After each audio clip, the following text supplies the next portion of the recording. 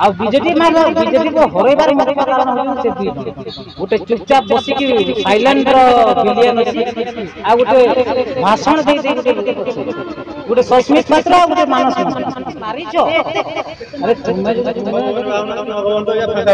शंख भगवानटा VVIP target करके राखु समस्त को हैप्पी रजर शुभेच्छा शुभकामना बरस के थरे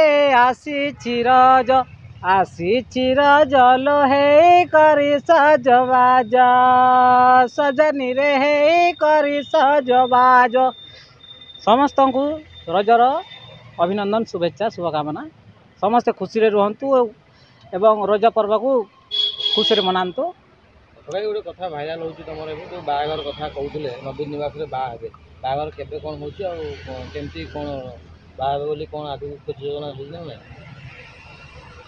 झियो माने राजी है नहांती राजी हेले मु कहबी कहउतले नवीन निवास रे नवीन निवास रे मु बाहागर तो आलो करी नवीन बाबू सियोर हाँ करेंगे नवीन बाबू को गल्हा पुओ पांडियन सार थे 2 नंबर पुओ मु अच्छी निश्चय नवीन बाबू हाँ करेंगे ऑल ओडिशा समस्त को इनवाइट कराहब समस्ते आसबे समस्ते आशीर्वाद देकी जीवे रजर आज झील खोजा है ना रजर झील खोजा कौन झील फेरल नहीं मो मो मो देखी जोटा माने से माने पसंद है बापा को हो से कहार हो फैमिली समस्त पसंद थे सीना गोटे झीर बाहागर हो पार प्रस्तावटा राजी हो जाए कहीं जेहेतु नवीन बाबू आम मुख्यमंत्री थे आपतो फैन तो राजी हो जाए कथा राजी हो कहीं सहीटा कारणटा से कह कथा मत पचारे कौ हिसाब से कह कौटा को ग्रहण करोटा को मना कर सब जानी हेनी कौ वर्ष बाहागर हम ए वर्ष हम ना ए नेक्स्ट ईयर को तो निश्चय हम 2025 रे बाहागर निश्चय माने इलेक्शन पूर्व 2024-29 जो तो ना माने सेते बेले हमर छुआ भी सांगरे बुलिबो जय नवीन करिके हां हां कन्या हेले भी जय नवीन छुआ हेले भी जय नवीन हमर तो टोटल फैमिली जय नवीन माने पिला हेले भी पिला को बुलेबे नवीन पिला पुओ झियो रे तफात नाही सभ्य सभा नगरी पई पुओ हले पुओर ना दबो नवीन देवी ना बिजू देवी नवीन देवी बिजू देवी नाटा के रखियो नवीन बाबू जातक ना ब्राह्मण देव नवीन बाबू को श्रुति सबुदिन बजाय रखा मु छुआर ना भी नवीन न देले नवीन तो मो भाईर भी ना बिजू बिजू बिजू बिजू बिजू देवी बिजू आ झील हेले ज्ञान देवी बाहर को पांडियन डाक्यो ना नहीं पांडियन सार को कहीं डाक मो मालिक रो मो भगवान रो चौकी की बिकी पलै गले बाहागर को डाकबे तो मो कन्या को भी से टार्गेट करके रागुच टार्गेट को जदि सामना करने आसबे वेलकम तुम जो 4टा झील कहते 4टा झील अच्छी बोली 4टा झील कौटा पसंद है पसंद है 2टा लव स्टोरी झील आ 2टा अरेंज झील देखिला ना फाइनाल हेले मु कहि निश्चय केन्द्रापड़ा झील को बाहा कि पांडियन सार पूरा बढ़िया उन्नति कले तुम केन्द्रापड़ा झील को बाहाउन केन्द्रापड़ा झील मु तो भल पाइनी केमती बाहा खोजिबो सही पड़ जाए जदि तुमको एबे बीजेपी वाला ऑफर दियंदी बीजेपी जीवो बीजेपी वाला तो ये इलेक्शन आगुरी मत ऑफर दे सारी तो ऑफर दिया जाए ठगा आस हम प्रचार प्रसार कर हम सुविधा करा जीवन रो मोर यौवन सबू टाइम मु बीजेपी पे दे सारे मोर जीवन रे जदि आम बार्धक्य अवस्था कहवा भी भूल हेनी तो यही टाइम रे मु दल चेंज करवाटा मु उचित मनू कहीं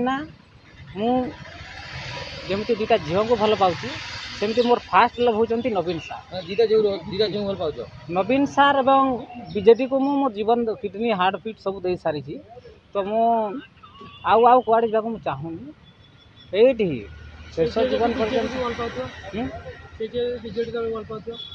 बीजेपी जिंदाबाद से कर दो मुझे नवीन जिंदाबाद करदेवी लड़े आम कौन राजा घर एटा कौन से बलांगीर राजा घर जे से बीजेपी गोटे बीजेडी गोटे आ कांग्रेस गोटे ना ना ना एटा कांग्रेस एटा सुर आज्ञा पुआ गोटे जय जय कांग्रेस जय बीजेडी ना ना ना एटा आम नवीन ସୁରବାବୁଙ୍କ Son- ଭଳିଆ ଦମୁଆ ନୀତି କରୁନୁ। ନା ନା ନା ସନ୍ ଅଫ୍ ନବୀନ ଭାଙ୍ଗି ଯିବ ପଛେ ନଇବ ନା। ଆମର ବାଇ ହାର୍ଟ ଲଭ୍ ରହିଛୁ ରହିବୁ ସବୁଦିନ ଏଇଟା ତ ଆଉ ଲିଭେଇବ ନବୀନ ପାଇଁ। ଯୁଆଡ଼େ ଯିବି ବି ଏଇ ଶଙ୍ଖକୁ ମୋତେ କିଏ କଫନ ପିନ୍ଧେଇବା ଆଗରୁ ନା ମୁଁ ମୋର କଫନ ରେଡ଼ି କରି ସାରିଛି। ଏଇ ଶଙ୍ଖକୁ ମୋତେ କିଏ ପିନ୍ଧେଇବ? ଯଦି କେଉଁଠି ଇନସିଡେଣ୍ଟ ହେଲା ବିଜେପିରୁ ମାଡ଼ ଖାଇଲ ଆଉ ଯଦି ତୁମର ସେଠି ଜୀବନ ଚାଲିଗଲା ଆଉ ଶଙ୍ଖକୁ ପିନ୍ଧେଇବାର ଦରକାର ନାହିଁ। ଶଙ୍ଖ ମୁଁ ଅଲରେଡ଼ି ଧରିକି ଯିବି। ସୁର ଆଜ୍ଞା କହୁଛନ୍ତି ନା ଖାଲି ନା ମୁଁ ହାତରେ ଅଛି, ହାତରେ ରହିବି, ହାତରେ ମରିବି, ହାତରେ ପେଲିବି, ସବୁ କରୁଛନ୍ତି। ହେଲେ କେବେ ଗୋଟେ ବ୍ଲଡ଼ରେ ଗୋଟେ ଲେଖିକି ଦେଖାନ୍ତୁ ତ ଦେଖିବା। ସୁର ଆଜ୍ଞା ବି କେମିତି ହାର୍ଟବିଟ୍ରେ କେତେ ଭଲ ପାଇଛନ୍ତି କଂଗ୍ରେସକୁ। ସୋନିଆ ଗାନ୍ଧୀ ନହେଲେ ଆମର ଇନ୍ଦିରା ଗାନ୍ଧୀ, ଯାହା ଇନ୍ଦିରା ଗାନ୍ଧୀର ଷ୍ଟାଚ୍ୟୁ ତ ବି ଲଗେଇଛନ୍ତି। ସେତେବେଳେ ତ ସୁର ଆଜ୍ଞା ଇନ୍ଦିରା ଗାନ୍ଧୀର ଗୋଟେ ଟାଟୁ କରନ୍ତୁ ତ କେତେ ଓଡ଼ିଶାର ଲୋକ ବି ପରିବର୍ତ୍ତନ ହେଇଯିବେ। ରାହୁଲ ଗାନ୍ଧୀ ଯେମିତି ସେମିତି ସୁର ଆଜ୍ଞା ଯଦି କରିବେ ନା ଲୋକ ବହୁତ ଖୁସି ହେବେ। ଶଙ୍ଖ ଭବନ ବାହୁନାହାନ୍ତି, ଶଙ୍ଖ ଭବନ ତ ଆଜ୍ଞା ଫାଙ୍କା ପଡ଼ିଛି।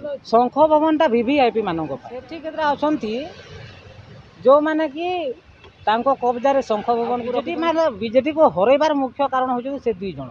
ଗୋଟେ ଚୁପଚାପ ବସିକି ସାଇଲେଣ୍ଟର ଭିଲିଆନ୍ ଅଛି, ଆଉ ଗୋଟେ ଭାଷଣ ଦେଇ ଗୋଟେ ଅଛି, ଗୋଟେ ସସ୍ମିତ ପାତ୍ର ଆଉ ଗୋଟେ ମାନସ ମଙ୍ଗରାଜ। ଏତେ କୋଟିପତି ଏତେ ଗାଣ୍ଡି ମାରୁଛ, ତୁମେ ଏତେ ମାରିଛ। ଆରେ ତୁମେ କମ୍ ସେ କମ୍ କେବେ ତ ଦିନେ ବି 500 ଟଙ୍କା ବି ତୁମେ ଦେଇନ, ବହନି କରିନ।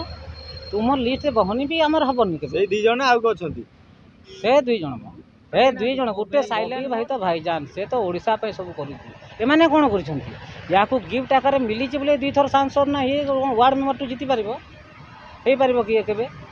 ଲୋକ ପସନ୍ଦ କରୁଛନ୍ତି, ସମସ୍ତେ ଘୃଣା କରୁଛନ୍ତି। ଭଦ୍ର ମୁଖା ଭିତରେ ଲାଲ ମେ କୁଛ କାଲା ହେ, ବହୁତ କାଲା ହେ, ଯୋଉଟାକି ସିଝିବନି। ଏମାନେ ହେଉଛନ୍ତି ବିଜେପିକୁ ହରାଇବା ଲୋକ। ଆଉ କିଏ କି? ଆଉ ତମ ଦଳ ତୁମେ ଉଠିବ? ଶଙ୍ଖ ଭବନକୁ ମୋତେ ମନା କରିବ? ଆଉ ତମ ଦଳ ଉଠିବ? ତୁମେ କିଏ କି ମୋତେ ଦରମା ଦେଉଛ?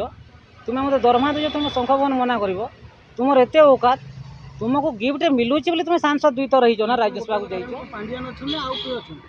ପାଣ୍ଡିଆନ କ'ଣ କଲା? ପାଣ୍ଡିଆନ, ସସ୍ମିତ ପାତ୍ର, ମାନସ ମଙ୍ଗରାଜ, ଏମାନଙ୍କ ବ୍ୟାରିକେଡ଼ରେ ଯେଉଁ ରହିଲେ ନା, ୟାଙ୍କ ବ୍ୟାରିକେଡ଼ ଯୋଗୁଁ ହିଁ ଆଜି ଆମର ବିଜେପି ପରାସ୍ତ ହେଇଛି। ନହେଲେ ମୁଖ୍ୟମନ୍ତ୍ରୀ ଆମକୁ ହରାଇବା ମୁମକିନ नहीं, नामुमकिन है। शाहरुख खान स्टाइल ବିଜେପିକୁ ହରାଇବା। ଜାମ୍ରେ ବି ଫସି ଯାଇଥିଲେ। ଜାମ୍ରେ ଫସିଥିଲେ ନାଇଁ ସାରା ଓଡ଼ିଶାରେ। ଆରେ ଏମ୍ଏଲ୍ଏ ଏମ୍ପି ଯେଉଁଠି ଯାଇପାରୁନାହାନ୍ତି, ମୁଁ ତ ଯେଉଁଠି ରହିଲେ ସେଠି ହଲେଇବେ, ସେଠି ହଲେଇବେ, ବାହାରେ ହଲେଇବେ, ଯୁଆଡ଼େ ହେଲେ ହଲେଇବେ। ମୁଁ ହଲେଇବା ପାର୍ଟି, ଯୁଆଡ଼େ ମୁଖ୍ୟମନ୍ତ୍ରୀ ଆସିଲେ ହାତ ଫାତ ହଲେଇକି ଯିବେ। ବାକି ସାରା ଓଡ଼ିଶାବାସୀଙ୍କୁ ଯେତେବେଳେ ମାନେ ଘେରାବନ୍ଦିରେ ରଖିଦେଲେ ନା, ଅଭିମନ୍ୟୁ ଚକ୍ରବ୍ୟୁହଠୁ କମ୍ କରିନାହାନ୍ତି। ଏଇ ଯେଉଁ ବ୍ୟାରିକେଡ଼ ପଡ଼ିଲା, ଏ ବ୍ୟାରିକେଡ଼ ପାଇଁ ଏବଂ ପାଣ୍ଡିଆନର ଶାସନକୁ ଏକଛତ୍ର ଶାସନ ଗୋଟେ ଯେମିତି ହେଲା, ସବୁ ତାମିଲନାଡ଼ୁ ତୁମେ ଯଦି ଏଠି ଆସିକି ରାଜ କରିବ, ଆରେ ଆମର ଓଡ଼ିଶାବାସୀ କୁଆଡ଼େ ଯିବେ? ଆଉ ତୁମେ ମୁଖ୍ୟମନ୍ତ୍ରୀଙ୍କୁ କ'ଣ କରୁଥିଲ ଯେ ତୁମେ ଆମ ମୁଖ୍ୟମନ୍ତ୍ରୀ ଏତେ ହଲୁଥିଲେ? ଆଜି କାହିଁକି ସେମାନେ ଫିଟ୍?